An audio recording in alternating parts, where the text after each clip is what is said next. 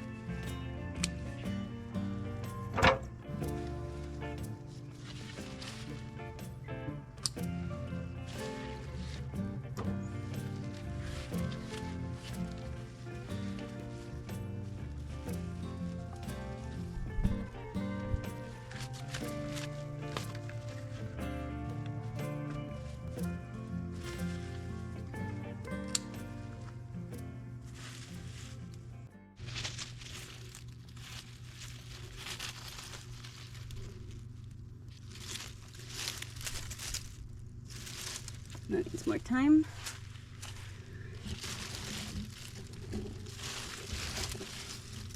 Oh, she's getting close.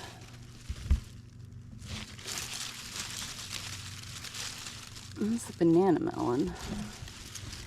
Got a whole bunch more that popped up as well. Random elephant ear that popped up in my banana melons. Another banana melon growing. There's another one on the other side. over there. Yep, there it is.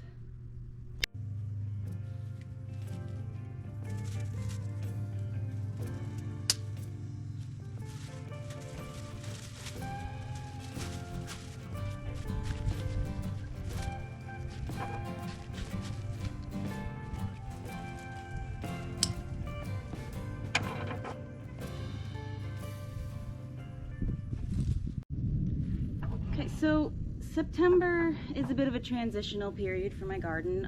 It's getting over the heat of the summer where a lot of things had kind of stopped producing because they don't do well in the heat. They'll drop blossoms or even died, like a lot of the tomato plants drop their blossoms or succumb to, well, disease that is so prevalent in the humid south. So in zone 8B, where I grow, around this time of year, you start transitioning into the fall garden. Summer things that thrive may slow down, or if they struggled through the heat of the summer, they may start picking back up. And that's what I find with my green beans right now. The pole beans dropped their blossoms. It was too hot. They stopped producing. They are starting to produce again, although it is starting slow.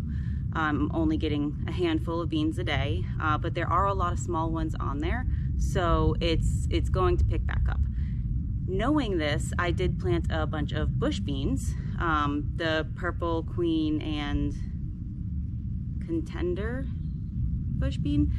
Those have started producing. Actually, just starting this week, I picked my first ones. Let's just go through kind of what I've been harvesting lately.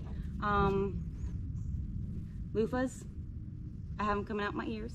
I'm not mad about it. These are fantastic. I love growing them. They're so much fun. And I've been giving away sponges and selling sponges, and it's just very entertaining to grow.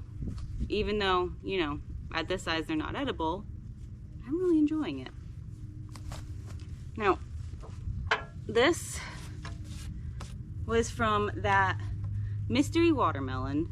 One of the seeds I planted germinated later than all the others, and at that point there was no label on it, so I honestly had no idea which one it was. But based on how this is looking and the seeds that I knew I had and had planted, I'm pretty positive this is a black diamond watermelon. First one ripe. There's another one on there. I just had one plant, but they're supposed to get upwards of like 50 plus pounds, 30 to 50 pounds.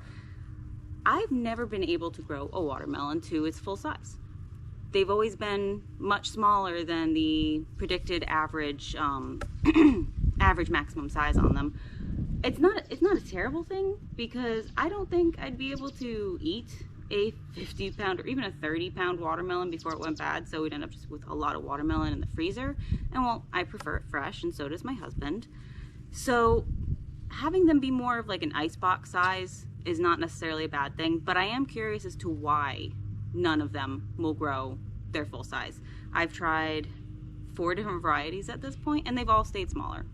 I mean, they're still delicious. I'm not mad about it, but it's just a curiosity. It looks like something tried to bite into it and it scabbed over. I have no idea what that could be. We don't have squirrels in my yard anyway. We have too many cats and dogs and houses close together, so they don't even bother coming this deep into the neighborhood. Almost looks like snake bites. And then my squash was one of those things that slowed down a lot in the heat of the summer, plus the disease and squash vine borer got to them. I did lose quite a bit of plants. I did just sow a few extra seeds. See if I can get some more by the time before first frost comes in. But my patty pans have been producing this whole time. I love these little squash, and they are just so versatile. If you haven't tried these stuffed, like you would stuff a bell pepper, you need to try it.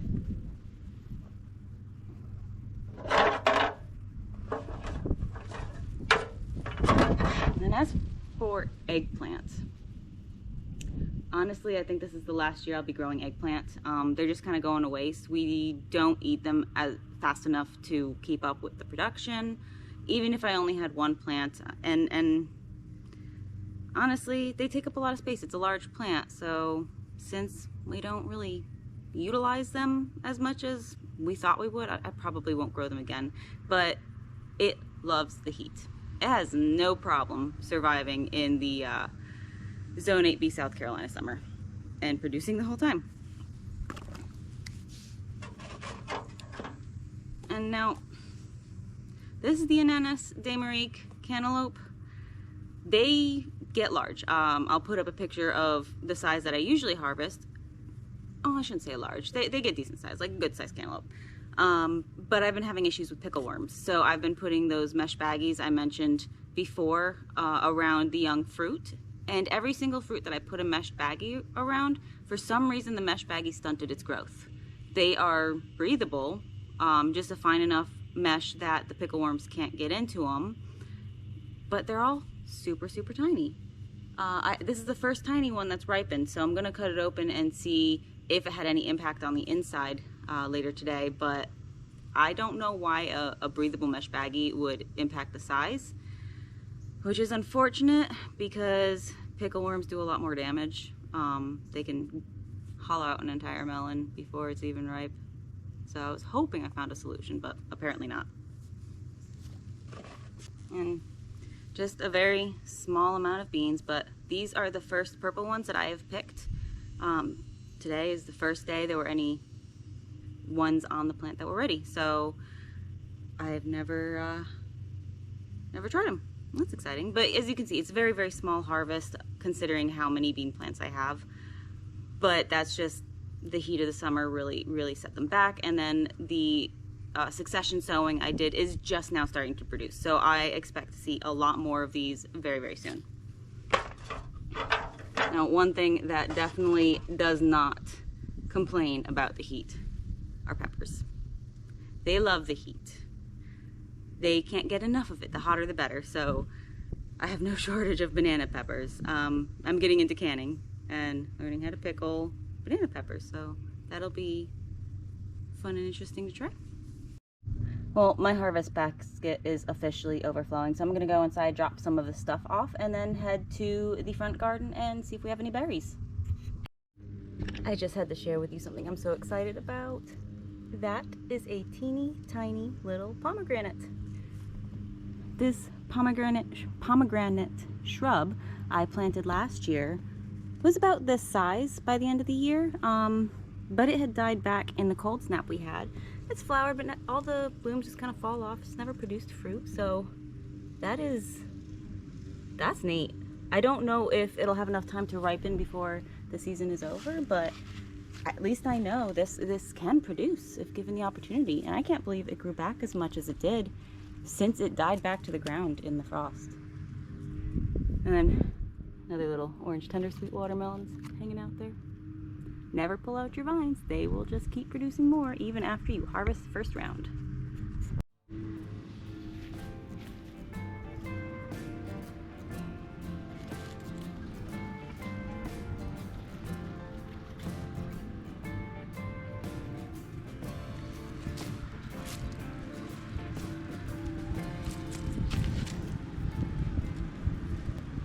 Only one ripe raspberry. Just a quick little update on the persimmons. It's getting close to fall, and that's when they start to ripen. Not bad for first year's fruit so far. I think we're starting to see a little bit of blushing on there. Oh, that one's nice. You can see the color. Kinda. Only 4 fruit on here. But it looks like they're gonna hold on until they're ripe. Would you look at that? This dragon fruit bloom is going to open any day now. I really hope I can catch it opening. Maybe do a time lapse of that? Thing's huge.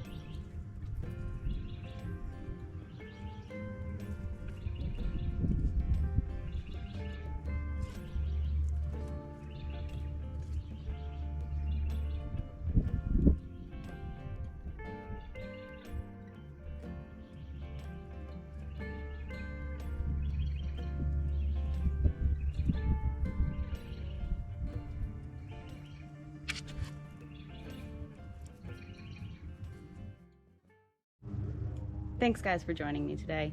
It's the start of the fall season, even though it doesn't feel like it. But I am starting to get my fall sowing in. I'm planting, the brassicas, some short season crops, carrots, and cold hardy things, peas. But I'll keep you updated on all of that. It's still warm enough where the summer stuff is sticking around and starting to produce again after a bit of a hiatus due to the heat. I love this time of year. The garden is a bit of a mix-up. You never really know what's going to happen in this transitional period, but it's just so beautiful out. It's like spring. It gives you kind of a refresh after the Hunger Games period of may the odds be ever in your favor in that garden. Well, I'll catch you next time. Bye.